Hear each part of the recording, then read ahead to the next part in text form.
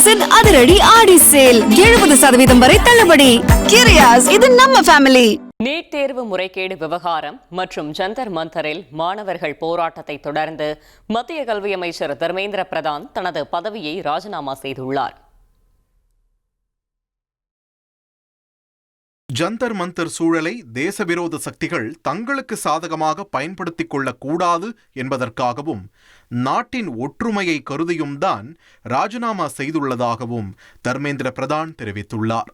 இது தனது தனிப்பட்ட கௌரவம் சார்ந்த விஷயமல்ல, நாட்டின் இளைஞர் சக்தி தேவையற்ற குழப்ப வலையில் சிக்குவதை நாம் அனுமதிக்க கூடாது என்பதே தனது விருப்பம் என்று தெரிவித்துள்ள அவர், கடந்த 10 நாட்களில் நடந்த சம்பவங்கள் தம்மை மிகவும் வருத்தமடையச் செய்ததாகவும், இந்த காலகட்டத்தில் பொறுப்பான பதவிகளில் உள்ள சிலர் மாணவர்களை தவறாக வழிநடத்த முயன்றது தமக்கு மிகுந்த மனவேதனையை அளித்ததாகவும் பதிவிட்டுள்ளார்.